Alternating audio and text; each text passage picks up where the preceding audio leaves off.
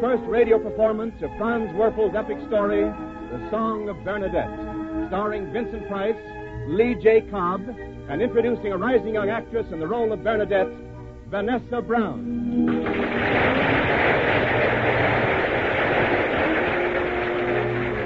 Each week at this time, direct from Hollywood, radio versions of the finest motion pictures with Hollywood's greatest stars. Today, Hollywood Star Time presents Hollywood's newest discovery, Vanessa Brown, in The Song of Bernadette. Vincent Price will play His Reverence, the Dean of Lourdes. Lee J. Cobb portrays Dr. Dozu, and Pedro de Cordoba plays Father Pomian. Today, you will also hear the magnificent musical score of The Song of Bernadette, composed by Alfred Newman, musical director of this program, and which in 1943 received the Motion Picture Academy Award. Now, in just a few moments, The Song of Bernadette.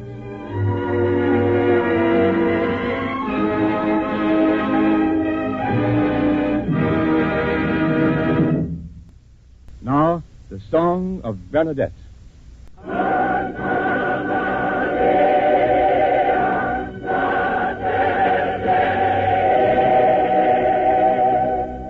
To those who believe in God, no explanation is necessary. To those who do not believe in God, no explanation is possible.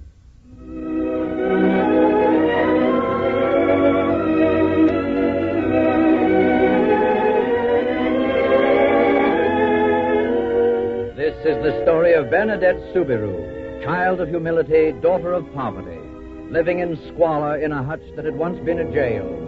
Why was it given to this humble child to be the vessel of the great events that were to befall her? We do not know. I am Dozu, doctor and scientist. I knew Bernadette Subiru, and far from being a religious girl, she was in fact almost painfully ignorant of the dogmas of her own faith, to the infinite displeasure of her teacher, Sister Vozu. Bernadette, never to have even heard of the Holy Trinity. Are you pert, indifferent, or only stupid? I'm stupid, Sister Vozu. You're pert. When His Reverence the Dean of Lourdes comes to visit us, I shall inform him of your pertness. Yes, Sister Vozu.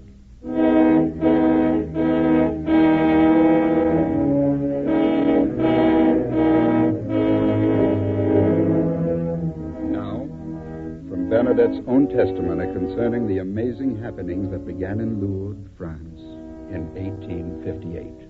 On February 11th, 1858, I, Bernadette Subiru, was sent in company with my sister Marie to fetch firewood. While my sister crossed the river, I rested at a location known as Massabielle. Massabielle. As a doctor, I'm qualified to speak with scientific loathing of that reeking place called Massabielle, the city dump, full of refuse and rubble.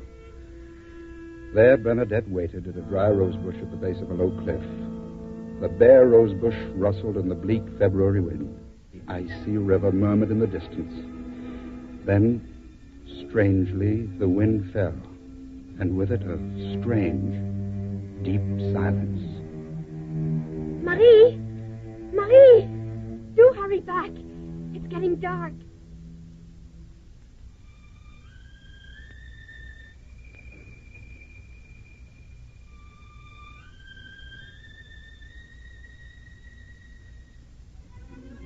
A leaden pallor overcomes the winter sky. Up in the wasteland of Massabielle settles a solitary stillness. But someone is there. Bernadette shivers. Although the air is deathly still, the rosebush shakes violently and is still again. And then, from the cavern in the cliff over her head, like the gold of powerful sunbeams dwelling there, an overpowering radiance.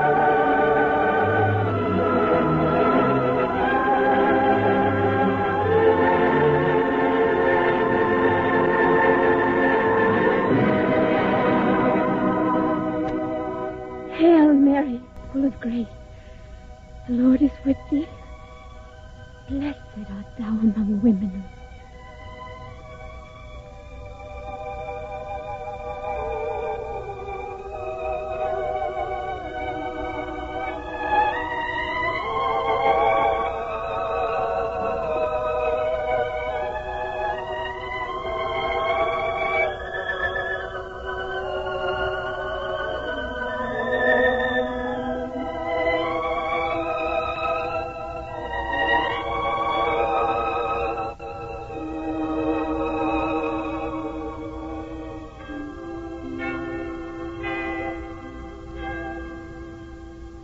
Bernadette, what is this foolishness Marie tells me about your having seen a beautiful lady at Massabielle? But a lady was there, Maman. She was there, and then she was gone. Nonsense, child. That's what I told her, Maman. But she was there. Really and truly she was. She was all in white. And she wore a blue girdle. And she had a golden rose on each foot. She kept smiling and nodding at me. I've never seen anything so beautiful in all my life. That's enough now. Golden roses on her feet indeed. But, Maman... I'll have no more of it, Bernadette. All right, Maman. But she was there.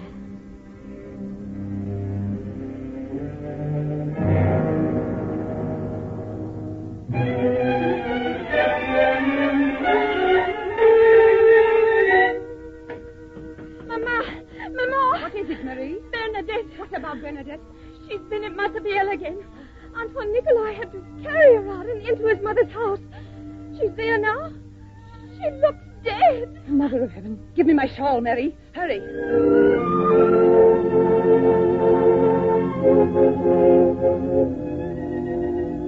Bernadette, are you all right? She's all right now, Madame Soubirous. Antoine and I gave her some more milk at once. I'm all right, Maman. Really. What happened?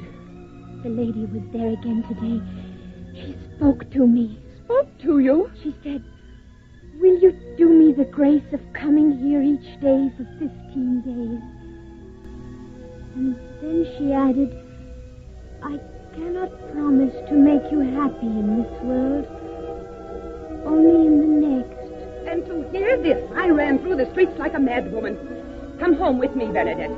You'll be the laughing stock of Lourdes. Come, child. Mother, as long as I live, never will I see anything as beautiful as the face of that girl as she lay there at Massabielle. Will not even touch a being like that.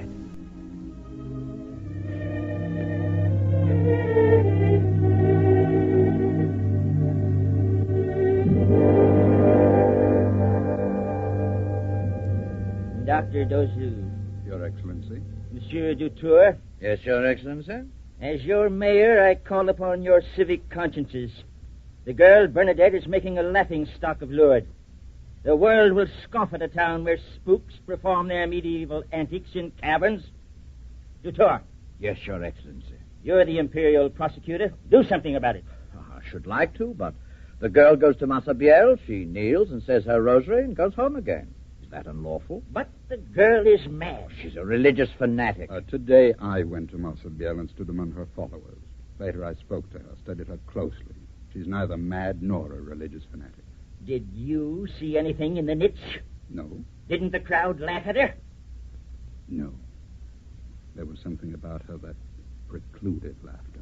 I say this is a matter for the church, not the civil authorities. The Dean of Lourdes insists that it is not a matter of the church. Well, the Dean of Lourdes is going to have to deal with Bernadette herself today. Doctor, what's that you say? The girl says that the lady gave her a message to take to the Dean.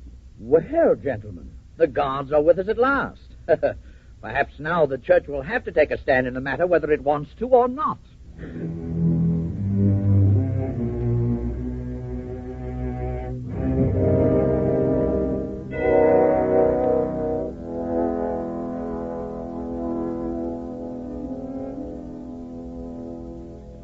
I see, Bernadette. So your lady wants the church to build a chapel at Massabielle. Yes, Your Reverence. When you see your lady next, tell her this.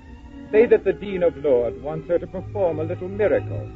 He would like her to make the wild rose bush at the grotto bloom now, this last week in February. Do you understand?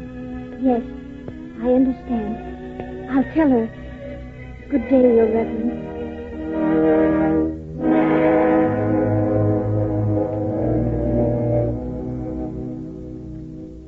I, Dr. Dozu, was among the great crowd that watched and waited as Bernadette kneeled in the cold rubble of Massabielle and requested a small miracle. In the winter twilight, the girl's face was aglow with adoration and ecstasy. Suddenly, she pressed her lips against the cold rock of the cliff, as though she kissed the feet of someone who stood there. What hysterical nonsense. Dr. Dozu, shall we leave? You may leave, Dutour, not I. Now what? What's she scurrying about like that for? Is she quite out of her senses? Bernadette seemed to be receiving some sort of directions from the invisible being on the ledge above her. And she seemed confused. Where? To the spring? She started to the river, stopped again. No.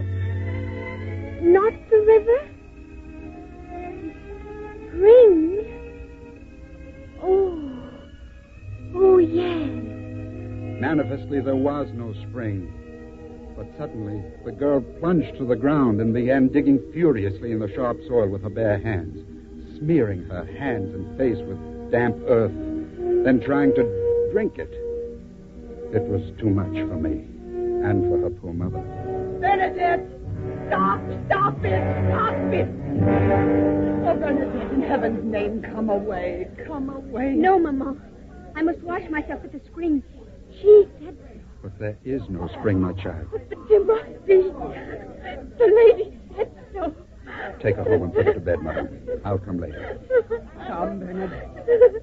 Come, my poor child. There is a spring. There must be. The lady said so. The lady said so. Bernadette says there is a spring. There is a spring. And who are you? Antoine Niccolo. And did you expect the rose bush to bloom? I believe in things, monsieur. One must. Yes. How different from Dutour, the imperial prosecutor. He believes in nothing. I don't care about Monsieur Dutour. I only care that Bernadette... Listen. Water. Naturally, the river. No. The sound comes from the grotto. Look. Look. I looked. And yes. Yes, live water, snaking swiftly across the hard ground, out of the shadow of the low cliff. Water, bubbling and gushing from the dry hole that Bernadette had scratched out of the hard earth with her bleeding hands. Water. There is a spring. Bernadette knew. Come back, all of you. The lady was right. There is a spring. Come back. A miracle. A miracle. Santa Maria.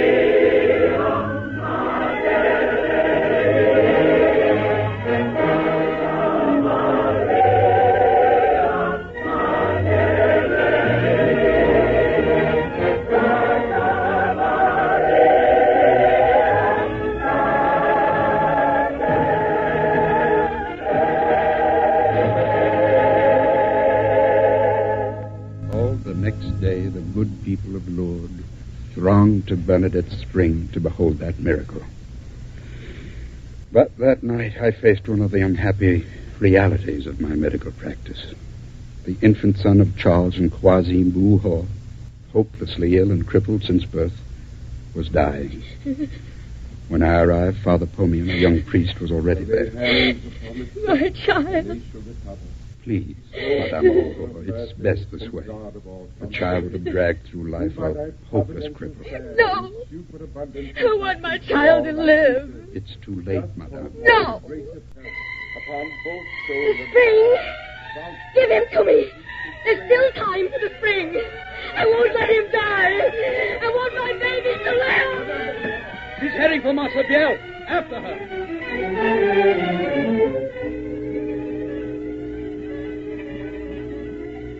Take my son, oh Lord. Oh, give him back to me. Take him. Oh, give him back to me. Madame Dubois! Madame! Take him. Oh, return him whole and strong to me, oh Lord. Oh God. Oh King. Madame Dubois, stop! That freezing water will...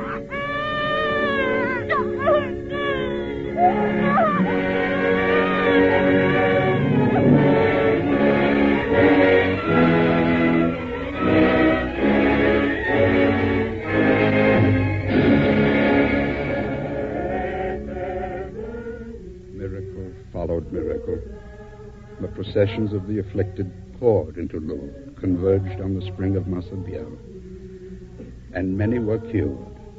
And all our science stood speechless for a reason or an explanation. But if the scientific world was disturbed, so was the world of His Reverence, the Dean of Law. Bernadette, I sent for you to come here to the parish house. I must speak most seriously with you. Yes, Your Reverence. The thing that you have caused to happen at Massabielle has made Lourdes the center of world excitement. It's not my doing, but the lady's. Yet if these indeed are true miracles, and I believe they are, then you, Bernadette, are the rarest of mortal beings. Come in. After you, Professor. Thank you, monsieur. Your Reverence, I am Dutour, Imperial Prosecutor for His Majesty Napoleon III. I know that, monsieur. And this is Professor Galatine. Professor? Briefly, Your Reverence, I am Professor of Psychiatry and Neurology at the University. I am afraid, Professor, that you won't find Lourdes a fertile field for your studies. This girl is not a lunatic. If the child does not come with us willingly, we will invoke the law. Good. And when the police come, I'll say, load well your guns, for your path lies over my dead body. Well? Naturally, Your Reverence. The state should regret so untimely a death for the eminent Dean of Lourdes. Come, Professor. Good evening, Your Reverence. Do they really think I'm mad? Oh, no, child. But they will never give you peace again. Once the lady said I could never be happy in this world. Only in the next. Bernadette, a bishop's committee of investigation has admitted the possibility that you were chosen by the powers above. Do you know what that means? No, Your Reverence, I don't. It means that for the rest of your life, the wisest and greatest men of the church will be watching every move that you make. Oh, no, I don't want that. It's no small thing, Bernadette. Heaven chose you. Now there is nothing for you to do but to choose heaven. I don't know what that means. The convent at Nevers is full of peace and quiet. It is a beautiful and lofty order. Your old school teacher, Sister Bonsu, is there now. Sister Bonsu? I know. She never believed in you or your lady. But now she must believe. She must.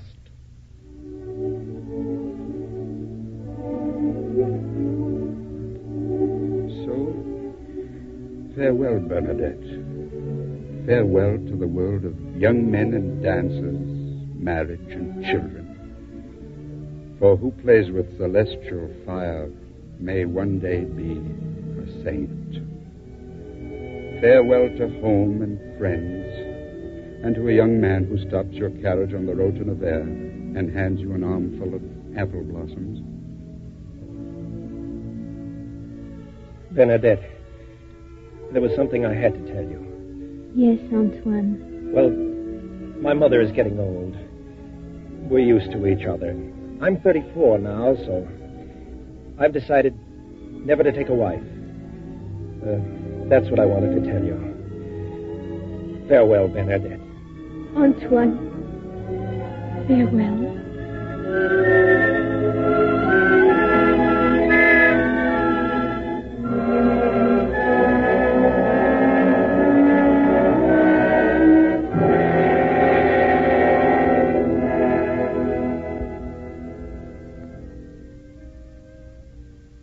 For years, Bernadette works and studies at the convent at Nevers. No work is too repellent, no humility too great for her. She is a novice no longer, but now Sister Marie Bernard. And always she's under the cold, ascetic, doubting eyes of Mother Vauzou, her old school teacher. Until one day Mother Vauzou calls Sister Marie Bernard out of the courtyard to talk to her bitterly in her cell. Sister Marie Bernard, why do you limp? Oh, it's nothing, Mother Vauzou. It gains sympathy from the others. Is that it? Oh, no. 10 years ago I doubted you. I have not changed. In our sacred history, the chosen ones have always been those who have suffered. Why then did God choose you? Why not me? I cannot answer that. I know what it is to suffer. Look into my eyes. They burn like the very fires of hell. Why? Because they need rest and sleep. My hands are gnarled. My body is racked and broken from serving God in humiliation. Yes, I have suffered. And if I have not seen the Blessed Virgin, how can you who have never felt pain dare to say that you have seen her? I don't know why I was chosen. You are 1,000 times more worthy. If I only could find some evidence that you have suffered, maybe then I could believe. Maybe then these monsters of doubt and hate would stop consuming my very soul. For the love of God, sister, is there some proof? Perhaps I can help you. Here, if you will look at my leg, this is the reason that I must limp. You see? Mother of God. Oh, sister. Sister, forgive me. Forgive me, sister, forgive me. Forgive me.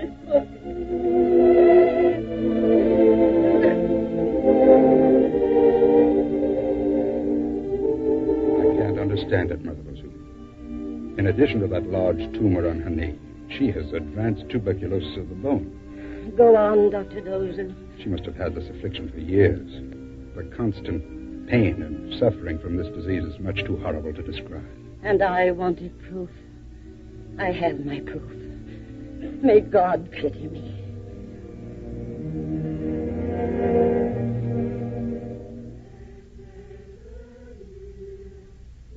There is not much more. Bernadette Soubirous sinks rapidly now. The processions at Massabielle continue endlessly. And, miraculous to relate, one day one of the marchers is Dutour, the imperial prosecutor. Concerning this Dutour, I knew him to have an incurable cancer of the throat.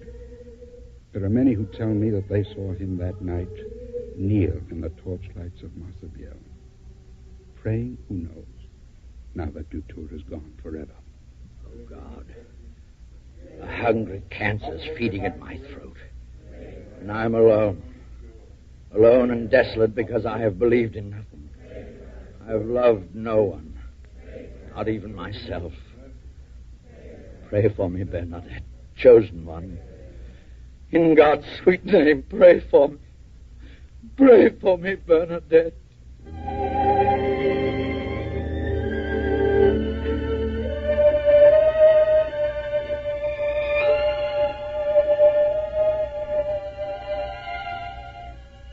Sister Mary Bernard. Bernadette. Yes, Mother Rosu. His Reverence, the Dean of Lourdes, is here. We have been discussing a trip for you, Bernadette, to Massabielle, to the spring. That is not possible. And why not? The spring is not for me. The lady said, I cannot promise you happiness in this world, only in the next. Spring is not for me. But, my dear sister, I only wish to see the lady once more before I die.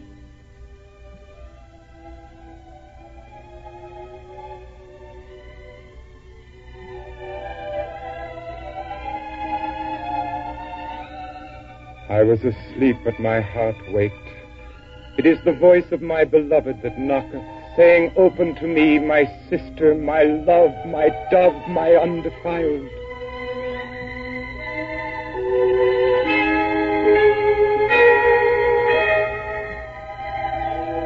The lady is here. She's standing in the archway. She's holding out her hands to me. Dear lady, I love you. I love you. I love.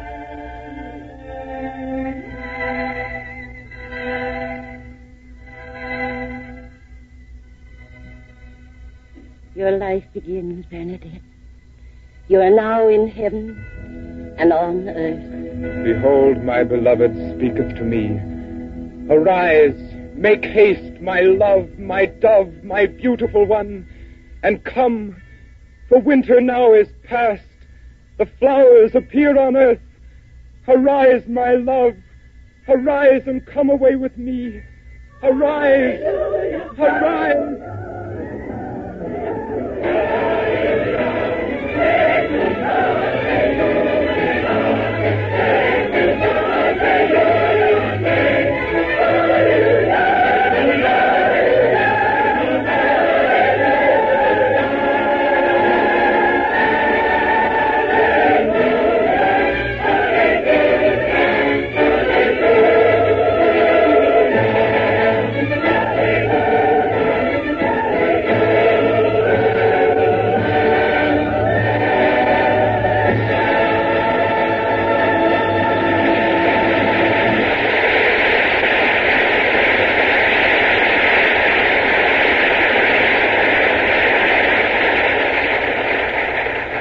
Thank you, Vanessa Brown, Vincent Price, Lee J. Cobb, and Pedro de Cordova for your splendid performances. This radio adaptation of the Song of Bernadette, which came to you direct from Hollywood, was written by Milton Geiger, with a musical score composed and conducted by Alfred Newman, and choir supervised by Charles Henderson. The entire production was under the direction of Robert L. Redd. Hollywood Star Time is presented each week. This is Wendell Niles speaking.